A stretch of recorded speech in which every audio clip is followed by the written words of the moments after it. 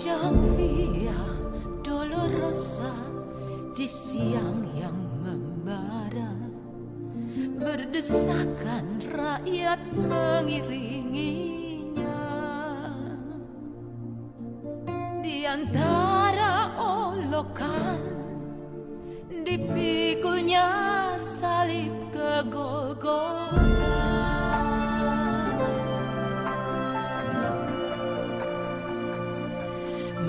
Menetes darah dan peluh dari tubuh yang letih. Warta Jemaat, Salam Bapak Ibu Saudara-saudari yang dikasihi Tuhan. Selamat beribadah pada hari ini, Jumat 2 April 2021. Liturgi yang kita pergunakan adalah liturgi khusus ibadah Jumat Agung dan liturgi virtual perjamuan Kudus GKI. Untuk Jemaat GKI Langkai yang beribadah di rumah, persembahan dapat diantar ke kantor Majelis Jemaat GKI Langkai pada hari kerja atau bisa ditransfer melalui rekening Majelis Jemaat GKI Langkai di Bank Kalpeng yang tertera di lembaran Warta Jemaat atau bisa dilihat di layar video ini. Apabila sudah melakukan transfer, harap menghubungi bendahara atau bukti transfer. Baiklah, kita memulai ibadah kita. Jemaat dimohon berdiri dan memuji nama Tuhan dari Kidung Jemaat nomor 169 bait 1 dan 2. Memandang salib Rajaku.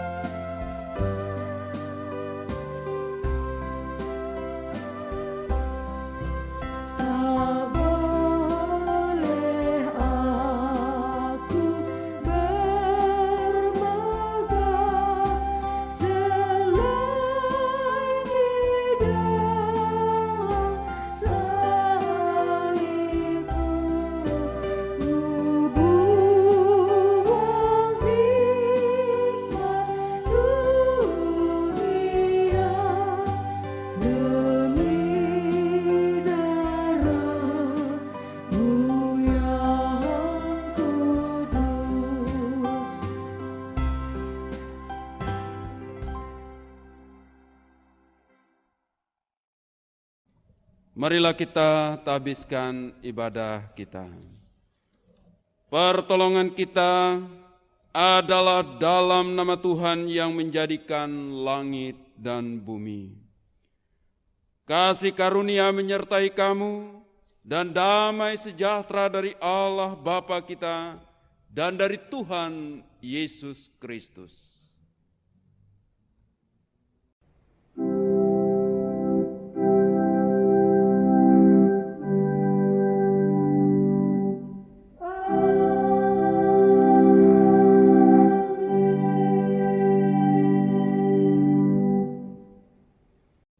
Jemaat, silakan duduk kembali. Nas pembimbing yang tertulis di dalam kitab Yesaya 53 ayat 3 sampai 5. Ia dihina dan dihindari orang, seorang yang penuh kesengsaraan dan yang biasa menderita kesakitan. Ia sangat dihina, sehingga orang menutup mukanya terhadap dia. Dan bagi kita pun dia tidak masuk hitungan. Tetapi sesungguhnya penyakit kitalah yang ditanggungnya, dan kesengsaraan kita yang dipikulnya. Padahal kita mengira ia kena tulah, dipukul dan ditindas Allah. Tetapi dia ditikam oleh karena pemberontakan kita. Dia diremukkan oleh karena kejahatan kita. Ganjaran yang mendatangkan keselamatan bagi kita ditimpakan kepadanya. Oleh bilur-bilurnya kita menjadi sembuh. Jemaat memuji Tuhan dari Nyanyikanlah Kidung Baru nomor 80 bait 1 dan 2 di Bukit Golgota.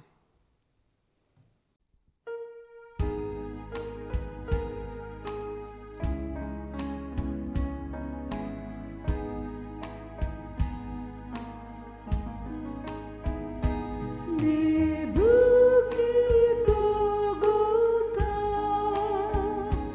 tersalib Tuhanku, dan dosa dunia ditanggung olehnya. Tercurah darahnya bagimu, bagiku, kasihnya yang besar terus terpancarlah.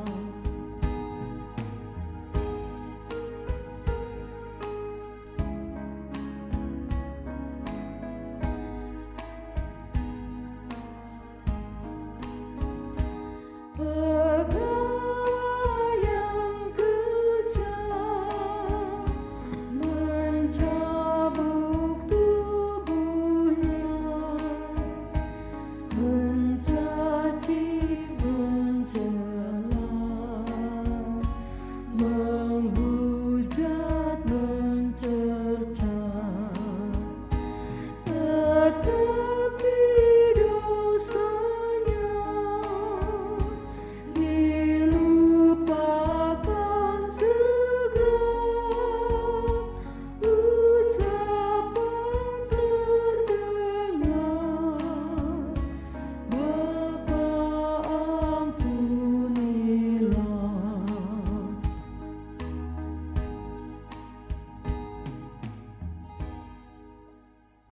Sebelum pembacaan Alkitab, mari kita berdoa.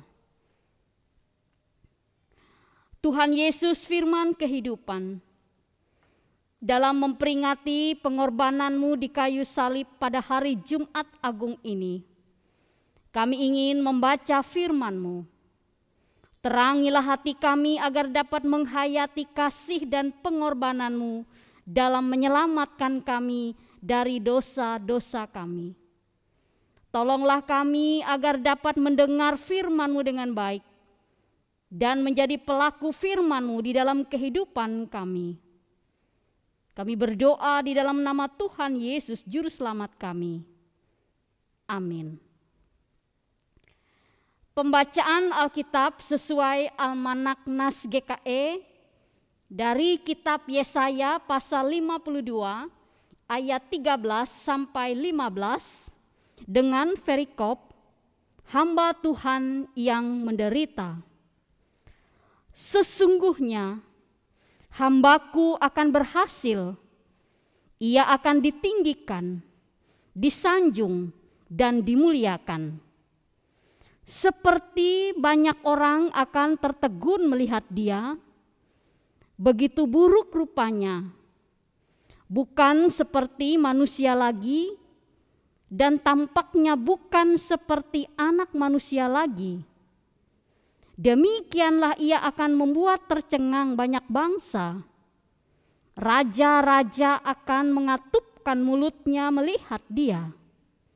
Sebab apa yang tidak diceritakan kepada mereka akan mereka lihat, dan apa yang tidak mereka dengar akan mereka pahami. Tuhan Yesus berkata, yang berbahagia ialah mereka yang mendengarkan firman Allah dan yang memeliharanya. Amin.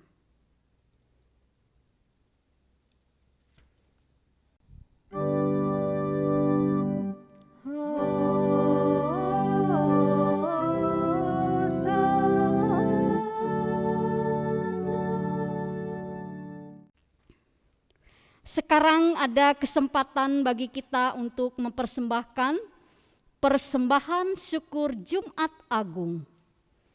Dengarkanlah nas pengantar persembahan yang tertulis dalam kitab Roma pasal 12 ayat 1. Karena itu saudara-saudara, demi kemurahan Allah, aku menasihatkan kamu supaya kamu mempersembahkan tubuhmu sebagai persembahan yang hidup, yang kudus, dan yang berkenan kepada Allah.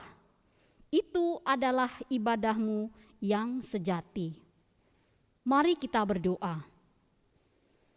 Ya Allah Bapa di sorga, Tuhan kami Yesus Kristus, Engkau telah hadir ke dalam dunia. Engkau telah mati di kayu salib untuk menyelamatkan kami dari hukuman dosa. Saat ini kami ingin mempersembahkan persembahan kami untuk mendukung pekerjaan Tuhan melalui pelayanan gereja dan jemaat. Berkatilah persembahan umat-Mu agar berguna bagi kepujian dan kemuliaan bagi nama-Mu. Dalam nama Tuhan Yesus Kristus kami berdoa. Amin. Sementara jemaat mempersembahkan persembahannya, kita menyanyi dari Kidung Jemaat nomor 368, bait 1 dan 3, pada kaki salib-Mu. Yesusku berlindung.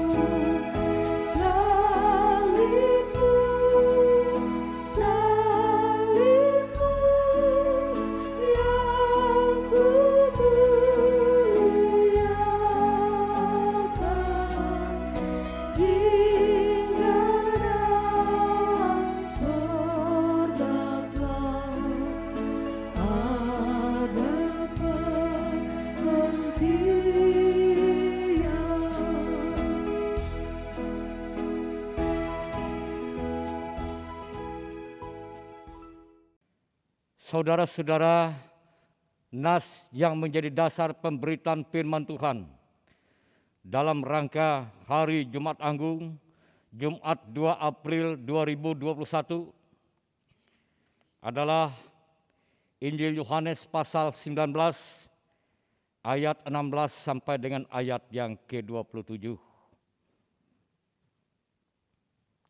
Dengan perikop Yesus dihukum mati dan Yesus disalibkan. Sebelum kita membaca dan merenungkan firman Tuhan ini, mari kita bersatu di dalam doa. Kami naikkan puji dan syukur hanya bagi-Mu ya Allah, karena kasih-Mu di dalam Tuhan Yesus Kristus yang begitu besar, yang menjadikan kami manusia hina dina ini menjadi orang-orang yang dikasihi, disayangi oleh Allah, layak untuk beroleh anugerah-Mu. Kini kami merendahkan diri di bawah kuasa salib-Mu untuk merenungkan kebenaran firman-Mu. Kami mohon melalui firman-Mu ini pengharapan iman kasih kami diteguhkan. Kami beroleh pengertian yang benar tentang apa kata firman-Mu, sehingga kami boleh meyakini dan lebih lagi mau melakukan apa yang baik, yang benar dan kudus sebagai anak-anak-Mu, sebagai orang-orang yang telah menerima anugerah-Mu.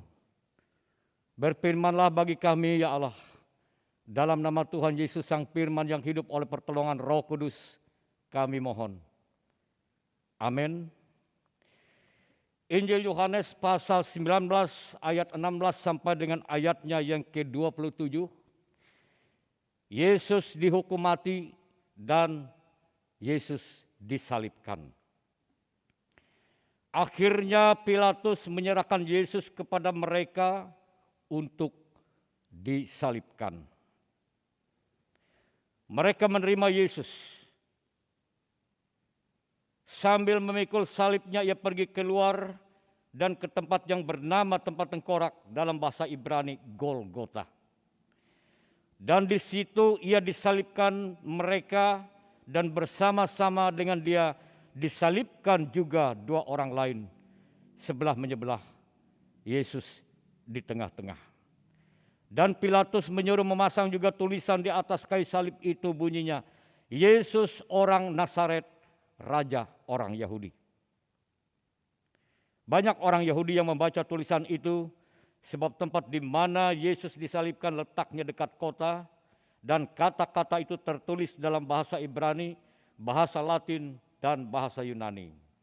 Maka kata imam-imam kepala orang Yahudi kepada Pilatus, jangan engkau menulis Raja orang Yahudi, tetapi bahwa ia mengatakan, aku adalah Raja orang Yahudi.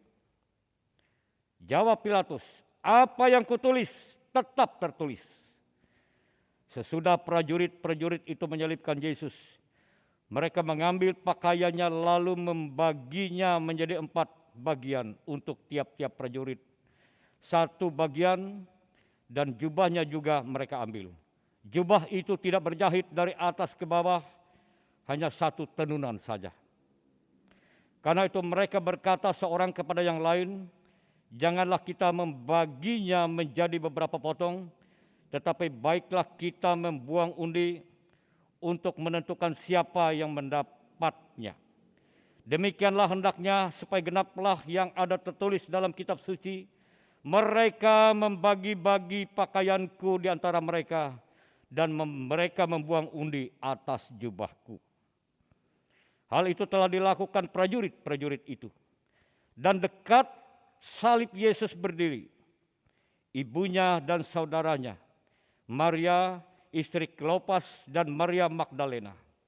Ketika Yesus melihat ibunya dan murid yang dikasihinya di sampingnya, berkatalah ia kepada ibunya, Ibu, inilah anakmu. Kemudian katanya kepada muridnya, inilah ibumu. Dan sejak saat itu, murid itu menerima dia di dalam rumahnya. Jemaat yang dikasihi dan diberkati oleh Tuhan Yesus Kristus, salam untuk kita semua. Semoga tetap sehat, tetap semangat, dan dilingkupi oleh anugerah dan berkat.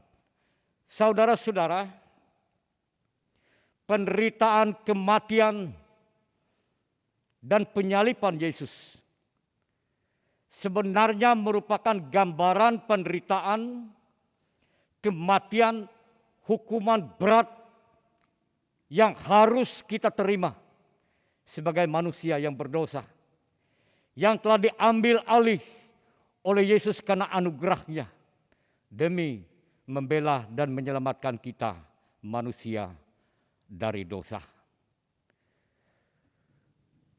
Kematian dan penyaliban Yesus memang menjadi persoalan bagi dunia ini, saudara-saudara.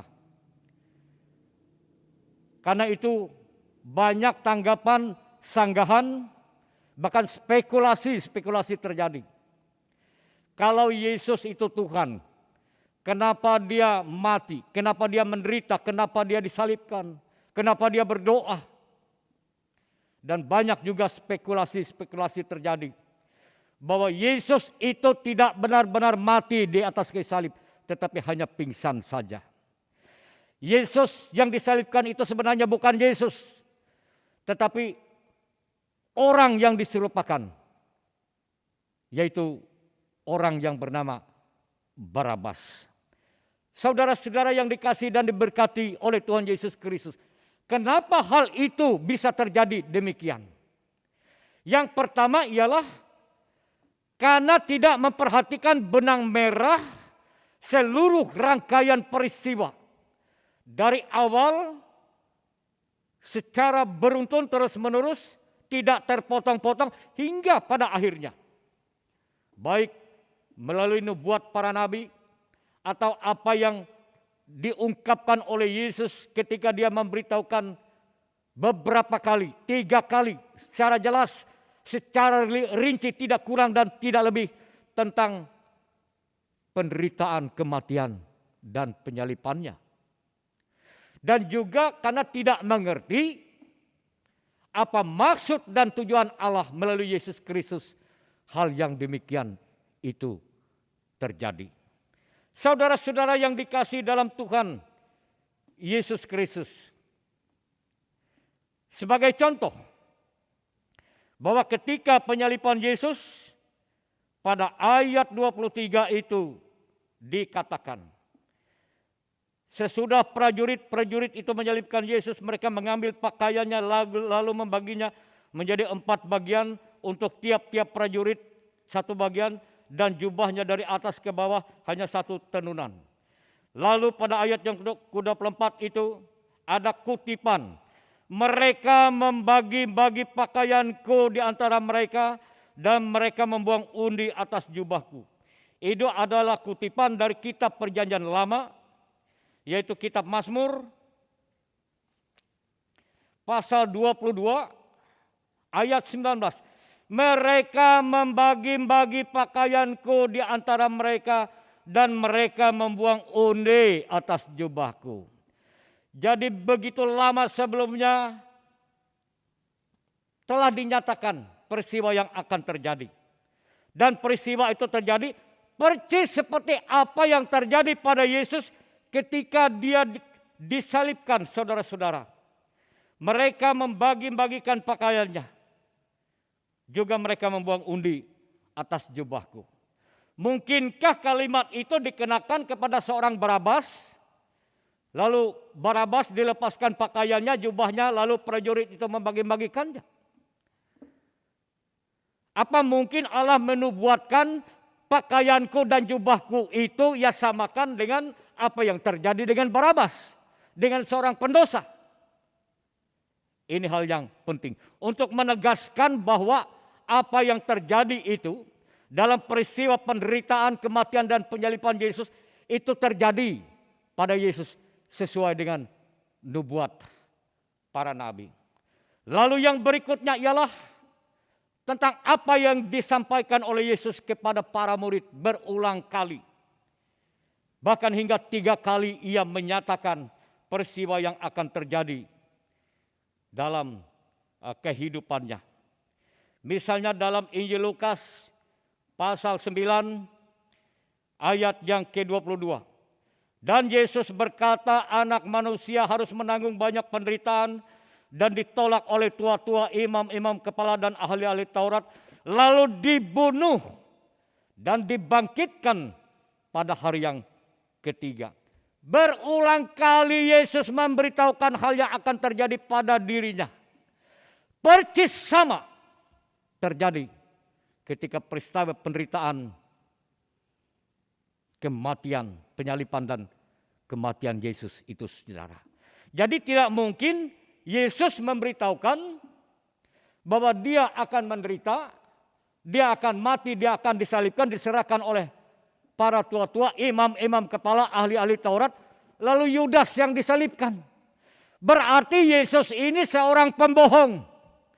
Kalau dia seorang nabi, katakanlah dia Nabi Isa, berarti seorang nabi yang berbohong. Karena dia menyatakan bahwa itu terjadi pada dirinya, lalu ketika disalibkan nanti Barabas yang di sana digantikan. Bukankah dia seorang yang berbohong, hanya bersandiwara. Lalu ketika disalibkan, lalu dia disembunyikan, lalu digantikan dengan Barabas. Bukankah itu namanya berbohong? Allah tidak mungkin berbohong. Karena itu apa yang terjadi pada Yesus, dia mati dan disalibkan. Itu pasti ada benang merahnya. Sebagaimana Yesus nyatakan kepada para murid secara berulang-ulang. Bila yang disalibkan itu bukan Yesus, dia digantikan dan digantikan dengan seorang bernama Barabas. Berarti saudara-saudara, Allah itu adalah bukan Allah yang maha kasih, tapi Allah yang murka. Allah yang bersukacita atas penderitaan orang lain. Bayangkan. Lalu ketika Yesus disalibkan, lalu karena Yesus itu orang dunia mengatakan itu adalah nabi, maka Allah lalu menyerupakan. Lalu yang disalibkan di situ bukan Yesus, tapi Barabas. Yesus itu disembunyikan. Lalu di mana letak kasih Allah itu, saudara? Barabas seorang pendosa. Dia menderita. Dia juga akan dihukum mati.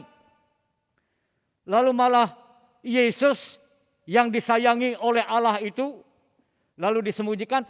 Lalu dia mengabaikan Barabas seorang pendosa. Lalu malah diserupakan dan ditaruh di atas kayu salib. Padahal bila dilihat benang merah dari keseluruhan itu, apa makna, maksud dan tujuan apa saja yang terjadi pada Yesus itu adalah dalam rangka kasih Allah. Dalam rangka menyelamatkan manusia dari dosa. Jadi kalau Barabas yang tergantung di kayu salib itu, ya apa maknanya? Lalu kayak kita membaca Alkitab ini kayak sinetron, Allah main-main. Allah pilih kasih. Tetapi kalau Yesus yang menderita, mati dan disalibkan itu tetap tergantung di sana dan Barabas dibebaskan. Itu maknanya, saudara, sangat dalam. Bahwa seharusnya Barabas yang mewakili kita manusia berdosa dibebaskan dan Yesus mati dan disalibkan. Itu hal yang luar biasa. Kasih Allah sungguh mewujud nyata. Terima kasih kepada Allah yang maha kasih, yang tidak membiarkan manusia seperti Barabas harus menerima hukuman setimpal dengan perbuatan dan dosanya. Tapi Yesus mau mati, menderita, ganti Barabas, ganti saudara dan saya. Saudara-saudara yang dikasihi dalam Tuhan Yesus Kristus, dalam peristiwa kematian dan penyaliban Yesus ada beberapa hal menarik menjadi bahan perenungan kita. Sehingga menjadi hal yang sangat berharga untuk kita merenungkan dalam rangka hari Jumat Agung ini. Menghayati arti penderitaan, kematian, dan penyaliban Yesus itu yang akan melahirkan sesuatu yang luar biasa dalam hidup kita. Supaya iman pengharapan kita diteguhkan. Supaya kita lebih meyakini apa kata Tuhan tentang kebenaran. Supaya kita tidak bimbang. Supaya kita tidak dibingungkan oleh ajaran-ajaran. Oleh asumsi-asumsi. Oleh pendapat-pendapat yang tidak memiliki dasar yang kuat. Dalam peristiwa kematian dan penyaliban Yesus, di satu sisi saudara, semakin kentara memperlihatkan cerminan, gambaran betapa dosa manusia itu sungguh-sungguh nyata diperlihatkan. Sementara di sisi yang lain memperlihatkan kepada kita betapa anugerah kasih Allah yang agung itu dinyatakan, saudara-saudara. Mari kita melihat bagian yang pertama, bagaimana cerminan dosa manusia itu nampak dalam peristiwa kematian dan penyaliban Yesus. Pada ayat yang ke-16a, akhirnya Pilatus menyerahkan Yesus kepada mereka untuk disalibkan. Ayat 16b, mereka menerima Yesus. Hal yang pertama yang nampak di sini, seorang penguasa bernama Pilatus adalah orang pemegang palu tertinggi. Keputusan ada di tangannya. Dia berkuasa untuk menghukum. Dia berkuasa untuk membebaskan orang.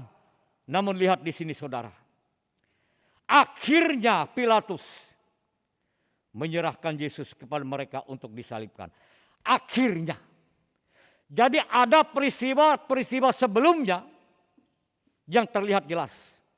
Sebenarnya bila kita menyerunut ke belakang, Pilatus itu punya niat untuk membebaskan Yesus. Dia mencermati, dia memperhatikan tentang sosok yang bernama Yesus. Tidak terdapat kesalahan apapun pada dirinya. Karena itu dia punya rencana untuk membebaskan Yesus. Karena itu dia menawarkan kepada orang banyak dengan harapan supaya antara Yesus dan Barabas itu, dengan harapan supaya orang banyak mengiyakan bahwa Barabas lah yang harus mati, digantung di atas kayu salib. Tapi tuntutan orang banyak saudara, salibkan dia, salibkan dia, salibkan dia. Pilatus ketakutan. Gambaran seorang penguasa yang sebenarnya tahu tentang kebenaran. Palu ada di tangannya. Namun yang ketakutan, yang mencari yang penting, aku aman. Karena itu dia akhirnya menyerahkan Yesus kepada mereka, kepada orang banyak untuk disalibkan. Saudara-saudara, dalam kehidupan ini, hal yang demikian juga menjadi pengalaman nyata kehidupan manusia. Betapa dosa seperti ini diperlihatkan. Ketika orang yang dipercayakan untuk melakukan sesuatu, orang yang memimpin, yang sebenarnya melakukan kebaikan, yang tahu persis mana palu yang akan diketok, membebaskan atau menghukum. Tapi yang terjadi justru sebaliknya. Yang seharusnya dibebaskan, tetapi tidak mau harus dihukum. Sementara yang dihukum, kok malah dibebaskan. Itu perkara yang pertama. Jadi bahan perenungan bagi kita. Apakah orang yang dipercayakan untuk melaksanakan tanggung jawab tertentu, apakah kita dalam melaksanakan tugas dan tanggung jawab kita hanya takut kepada manusia, lebih takut kepada manusia ketimbang kepada Allah, sehingga akhirnya memilih yang penting aku aman. Lalu yang kedua, yang terlihat jelas dalam nas ini ialah sekelompok orang para prajurit ayat 23. Sesudah prajurit-prajurit itu menyalibkan Yesus, mereka mengambil pakaiannya lalu membagikannya menjadi 4 bagian untuk tiap-tiap prajurit. Lalu ayat yang ke-24, karena itu mereka berkata kepada seorang yang lain, janganlah kita membagikan menjadi berapa orang, menjadi potong, beberapa potong, tetapi baiklah kita membuang undi untuk menentukan siapa yang mendapatkannya. Demikianlah hendaknya supaya genaplah yang ada tertulis dalam kitab suci. Karena itu membagi-bagikan pakaian, baik melepaskan pakaiannya atau jubahnya, mustahil itu dilakukan kepada seorang yang bernama Barabas. Karena nubuat itu kalau untuk Barabas ya apa yang berarti.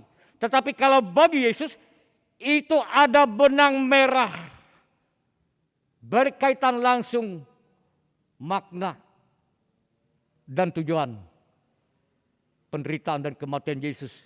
Dan apa-apa saja yang terjadi persis seperti yang dinubuatkan itu. Apa hal kedua yang menarik di sini, saudara? Ada kelompok orang yang membuka aurat orang lain, yang menutupi aurat diri sendiri dari kepala hingga kaki, menjaga kesucian diri supaya dengan harapan diterima oleh Allah. Tapi di sisi lain tanpa sadar menelanjangi, membuka aurat orang lain. Yesus sangat dipermalukan. Mereka melepaskan pakaiannya, membagi-bagikannya, dan juga membuang undi atas jubahnya. Ini juga adalah keberdosaan manusia yang nyata diperlihatkan di sini. Sekelompok atau kelompok-kelompok manusia yang menjaga auratnya, menutupi auratnya, melindungi dirinya supaya suci dalam tanda kutip. Tetapi apa yang dilakukan malah 180 derajat. Membuka aurat orang lain, mempermalukan orang lain, memfitnah orang lain, mengkafirkan orang lain.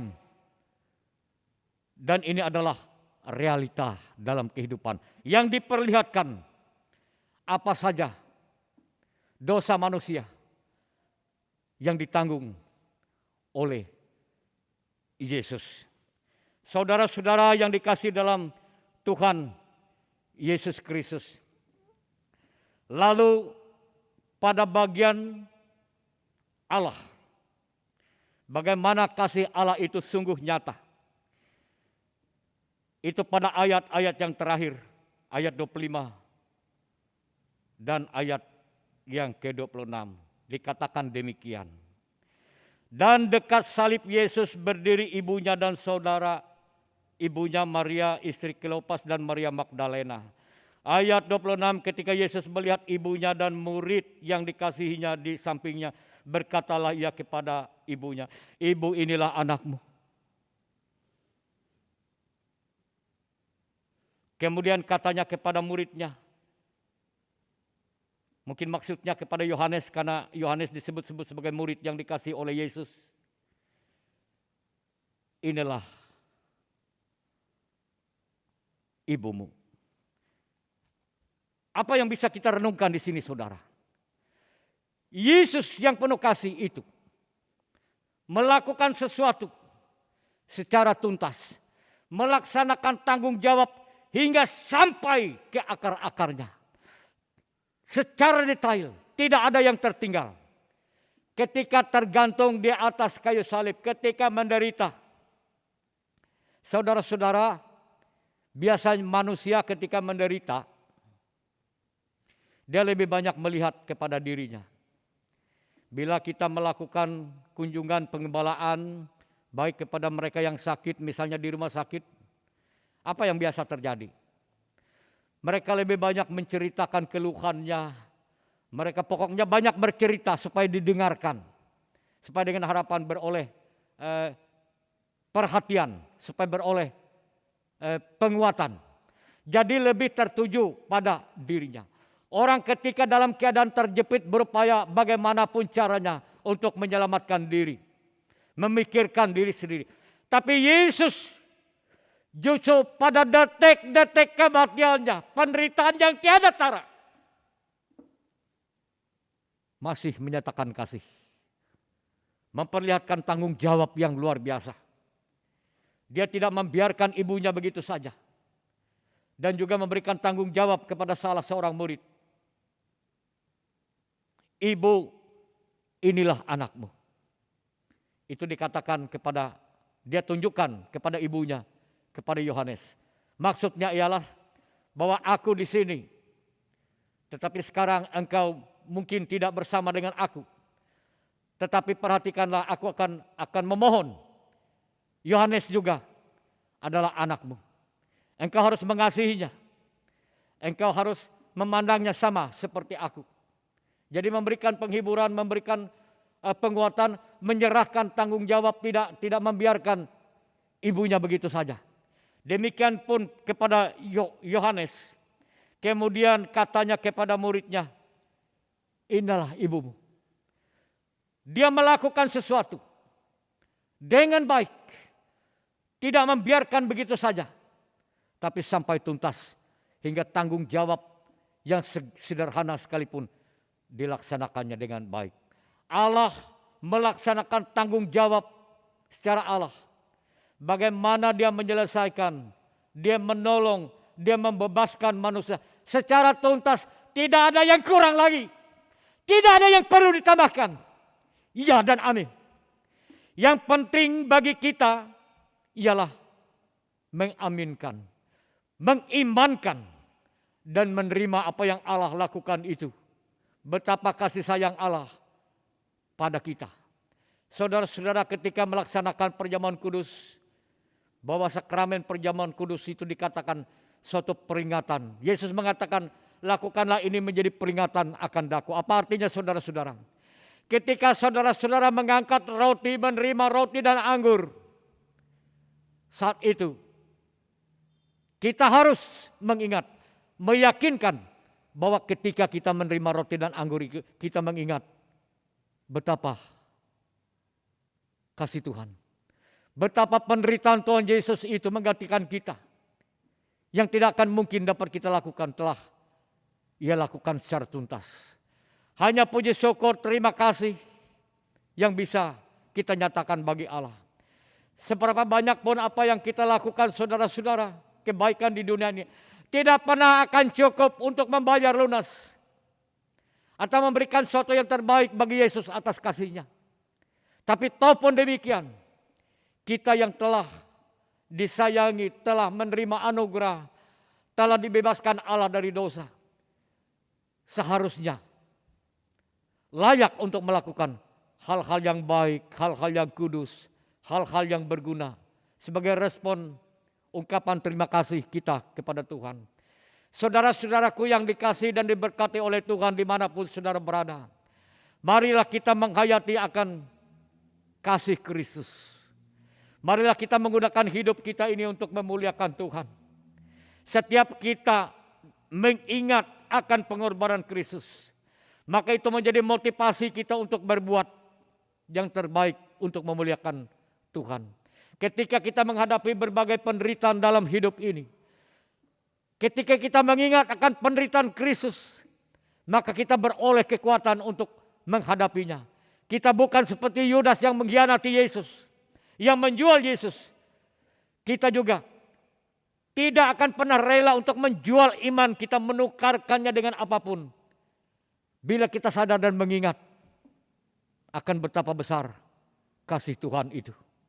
Saudara-saudara, tetaplah kuat, tetap semangat. Apapun kata dunia tentang Yesus, bahwa yang mati itu bukan Yesus, hanya yang disuruh makan dengan orang lain, dia hanya pingsan, dan banyak lagi tanggapan yang lain. Tapi firman Tuhan hari ini meyakinkan kita semua bahwa Yesus adalah Tuhan dan Juru Selamatku. Adalah anugerah terbesar dari Allah, karena begitu besar kasih Allah akan dunia ini, supaya setiap orang yang percaya kepadanya tidak binasa, melainkan beroleh hidup yang kekal. Selamat merayakan hari Jumat Agung. Amin.